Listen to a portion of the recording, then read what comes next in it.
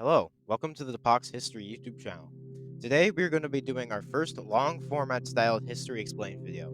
If you have any suggestions on how we can improve our videos through audio quality, to image quality, to general information we may have missed in today's video, be sure to let us know in the comments below, and be sure to like and subscribe if you want to learn more. I hope you enjoy. In 482 Common Era, a peasant was born in what is now North Macedonia. That peasant would eventually go on to become one of the greatest emperors of the Byzantine Empire. He instituted groundbreaking reforms, reconquered Rome, and survived one of the deadliest diseases known to mankind. Very few rulers are comparable to this emperor. That emperor was Justinian the Great. Justinian's origins isn't like many other great emperors. Unlike many others who were the sons of nobles or claimed to be descendants from gods, the man we speak about today was born to a peasant family in the Balkans. Justinian had an uncle, Justin, who joined the Byzantine army, eventually becoming a high-ranking member of the imperial guard. In 518 CE, then Emperor Anastasius died, and long story short, Justin used his military power to secure the throne, becoming emperor. The new emperor ruled for 9 years until his death in 527. Only a few months before his death, he appointed his nephew as co-emperor. And thus, Justinian had become the emperor at age 45. Shortly into Justinian's reign, he began introducing some sweeping reforms. However, several officials brought in by the new emperor were corrupt and unpopular. For example, John the Cappadocian, the man in charge of tax reform, was said to engage in very questionable activities to force people to pay taxes. Tribonian, the man in charge of forming an official legal code, was said to have been corrupt and a pagan. While they did help to introduce sweeping changes to the way the empire ran, these men were also extremely unpopular.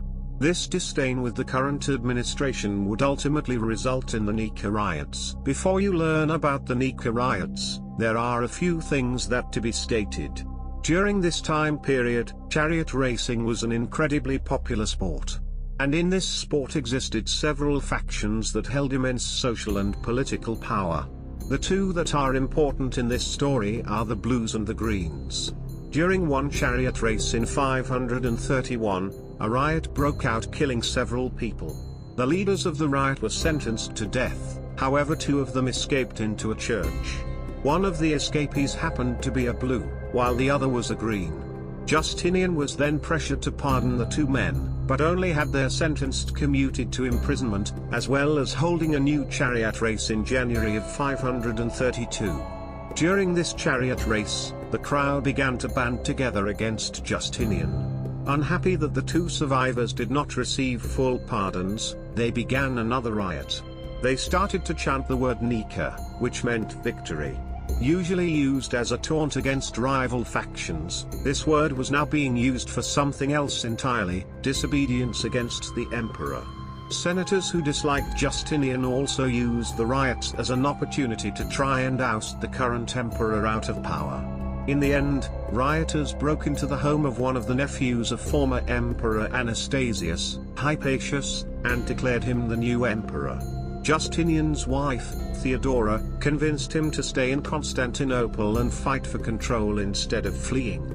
In the end, the emperor put together a team of several people, including a general named Belisarius, who will become very important later, to put down the insurrection.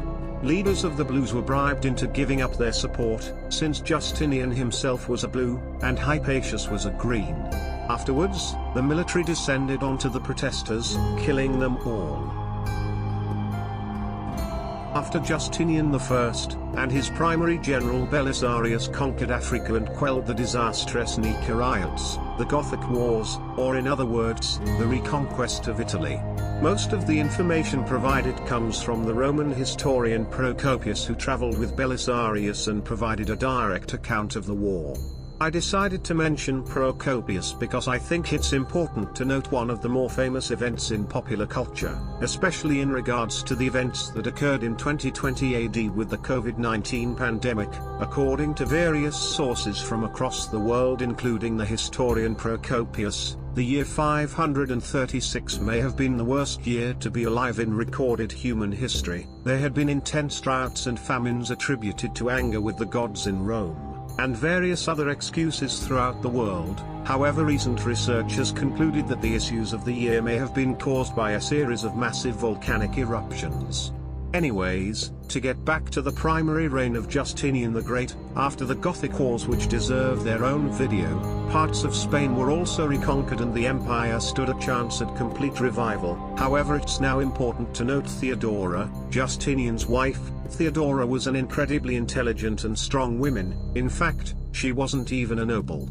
Due to her non-noble status, Justinian was forbidden from marrying her as she was a prostitute. However, when Justinian became emperor and Justin became more senile, he managed to marry. She had been a huge influence to Justinian throughout his long reign. However, while still capable and intelligent, she had a falling out with Belisarius. Belisarius was such a grand general that he could have possibly managed to reconquer the empire given the resources, but because of Theodora, he was never provided, and he was eventually fired. The removal of Belisarius may have stopped the survival of Rome until the modern day. Another notable event was occurring in the east. A Persian king by the name of Khosrow II was terrorizing the eastern border of the empire. He deserves his own video, so I won't go into too much detail, but after years of cooperation to keep out the Huns to the north, the Persians and Romans went back to war. Speculating a massive invasion, Justinian prepared his army to defend, but then something strange happened. The Persians turned around and left. While the Persian retreat from the invasion of Roman Anatolia may be perceived as a great miracle or victory for Rome, there is an important question that must be considered: why did the Persians retreat from Anatolia? The answer is a plague. A great plague had begun to tear through Persia, and was quite likely one of the very first outbreaks of the Black Death to affect Europe. The plague forced both armies to cease combat, and eventually the disease reached right into the Roman Empire itself. The plague destroyed Roman forces, crushed the Roman economy, and the only reason why the empire wasn't invaded was because of fear of the plague. In Constantinople alone during the first year of the epidemic, 300,000 people died, almost half of the entire city's population.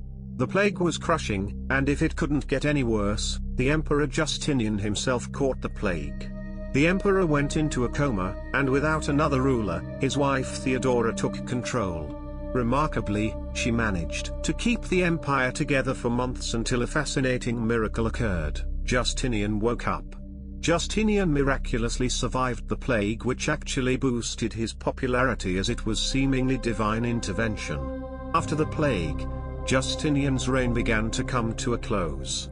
He continued his reconquests, and with the final help of the retired Belisarius, he stopped a Gothic uprising in Italy.